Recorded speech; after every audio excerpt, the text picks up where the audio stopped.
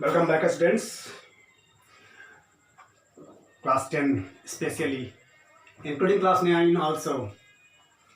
We are in part 2 of the chapter polynomial for class 9 and 10 both. Okay? हमने पिछले class में, पिछले episode में, पिछले पार्ट में बोला था कि आपको मैं नेक्स्ट पार्ट में जीरोस ऑफ पॉलिनोमियल के बारे में बताऊंगा. ये पार्ट हमारा वही है, जीरोस ऑफ पॉलिनोमियल. ठीक है, जीरोस ऑफ पॉलिनोमियल का मतलब क्या? मतलब ये कि आखिर पॉलिनोमियल में जो वेरिएबल है, ठीक है, वेरिएबल मतलब एक्स हो, वाई हो, जेड हो, कुछ भी हो, जो वेरिएबल है उसका ऐसा कौन सा वैल्यू आए, कौन सा वैल्यू रखा जाए, पुट किया जाए, जिससे कि पूरा पॉलिनोमियल जीरो बन जाए, जीरो आ जाए उसका रिजल्ट. ठीक है, देखिए ए रियल नंबर अल्फा, कौन की जगह यहां पे मैंने दिया है अल्फा. ठीक है, ए real number alpha is called a zero of polynomial, polynomial in x. X के टर्म में यहाँ पे वाई भी लिख सकते हैं. अगर वाई होगा तो जहां जहां एक्स है वहां पे वाई रहेगा. अगर यहाँ पे जेड होगा तो जहां जहां एक्स है वहां पे जेड रहेगा. तो पॉलिनोमियल लिखा हुआ कौन सा वेरिएबल में है? एक्स के वेरिएबल में. ठीक है, कह रहा है कि ए real number alpha is called a zero of polynomial. मतलब एक अल्फा कोई वैल्यू है, कोई भी न्यूमरल वैल्यू होगा, वो न्यूमरल वैल्यू जीरोस कहलाएगा किसी पॉलिनोमियल का जो एक्स के टर्म में हो या वाई के टर्म में हो. A real number alpha is called a zero of polynomial in x if p alpha equals to zero. Polynomial का वैल्यू अगर अल्फा को हम पुट कर देते हैं और उसका रिजल्ट अगर जीरो आ जाता है, then that means alpha will becomes zeros of that polynomial. Zero का मतलब वो आंसर, सॉल्यूशन, आखिर उसका सॉल्यूशन आ गया. ठीक है, मतलब उस वैल्यू को रखने पर पॉलिनोमियल में अल्फा की जगह पे जो अल्फा का कोई न्यूमरल वैल्यू होगा, उस न्यूमरल वैल्यू को रखने पर रिजल्ट आ जाए जीरो. इस देखिए मैंने एक एग्जांपल लिया है. मान लेते हैं कि पॉलिनोमियल एक्स के टर्म में एक पॉलिनोमियल है. ठीक है, इस पे गौर कीजिएगा. हमारे पास पॉलिनोमियल एक्स के टर्म में है x square minus 2x plus 3. ठीक है, x square minus 2x minus 3, ये पॉलिनोमियल दिया हुआ है. तो अब कह रहा है find polynomial in 3 and polynomial इन -1. मैंने एक अपना वैल्यू लिया है जीरोस को लाने के लिए ताकि आपको समझ में आ जाए.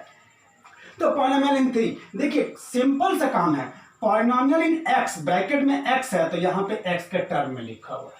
ये पॉलिनोमियल ही है, ब्रैकेट में कितना है? 3 है. इसका मतलब कि जहां जहां पे एक्स है वहां पे पुट हमें क्या कर देना है? 3 पुट कर देना है. जब हम 3 पुट करेंगे तो देखिए क्या होगा. आपके पास पॉलिनोमियल था x square minus 2x minus 3. ठीक है, अब पॉलिनोमियल इन 3, फर्स्ट नंबर पॉलिनोमियल इन 3 हमें फाइंड करना है. तो जहां जहां x था वहां देखिए मैं 3 रखा हूं. एक्स स्क्वायर था तो 3 का स्क्वायर, माइनस 2x था तो 2 इंटू 3 माइनस 3 तो माइनस 3. 3 का स्क्वायर हो गया 9, माइनस 2 इंटू 3 हो गया 6 माइनस 3. तो 9 माइनस 6 माइनस 3 बराबर क्या आ जाएगा हमारा? जीरो. तो जीरो देखिए आ गया. कब? 3 पुट करने पे रिजल्ट आया है जीरो. इसका मतलब कि 3 जो होगा वो इस पॉलिनोमियल का जीरो होगा, मतलब एक सॉल्यूशन होगा. ठीक है, एक आंसर होगा. जैसे लीनियर इक्वेशन में आप एक्स और वाई का वैल्यू निकाले, उसी प्रकार से आप एक क्वाड्रेटिक पॉलिनोमियल है, इसमें एक्स का वैल्यू कितना आएगा? 3 आएगा एक्स का वैल्यू, एक वैल्यू. ठीक है, दूसरा वैल्यू क्या है कि ठीक है -1 अगर रख के देखते हैं तो एक्स जहां पे एक्स है स्क्वायर तो देखिए -1 का स्क्वायर रखा गया, -2 इंटू एक्स के जगह पे -1 रखा गया, -3 क्या बन गया हमारा? -1 का square 1 minus 2 into -1 plus 2 and -3, 2 + 1 3 -3 equal to 0. इस स्थिति में भी जीरो आ गया. देयर आफ्टर हमने देखा क्या कि 3 वैल्यू रखने पर भी रिजल्ट जीरो आ रहा है और -1 वैल्यू रखने पर भी रिजल्ट जीरो आ रहा है. इसका मतलब कि 3 and -1 are the zeros of polynomial that one x square minus 2x minus 3. ये हुआ आपका सॉल्यूशन. तो आपको चूंकि जानते हैं, अगर नहीं जानते हो समझ लीजिए कि जो पॉलिनोमियल जितने डिग्री का होता है उसके उतने ही सॉल्यूशन होते हैं. अगर लीनियर पॉलिनोमियल है, ठीक है, लीनियर इक्वेशन आप देखिए तो लीनियर पॉलिनोमियल है तो उसका मात्र एक ही सॉल्यूशन होगा, एक्स का सिर्फ एक ही वैल्यू आएगा. अगर क्वाड्रेटिक होता है तो उसके 2 आंसर आएंगे, क्योंकि क्वाड्रेटिक का डिग्री कितना होता है? 2 होता है, तो उसके 2 आंसर आएंगे. क्यूबिक होता है तो उसके 3 आंसर आएंगे, एक्स का वैल्यू 3 आएगा। उसी प्रकार से बाई क्वाड्रेटिक तो 4 आंसर आएगा। ठीक है, तो यहाँ पे आपने देखा कि 2 आंसर आए 3 and -1, these are as zeros of polynomials. Okay, तो मेरे ख्याल से अब आपको ऐसी जीरोज ऑफ पॉलिनोमियल समझ में आया होगा।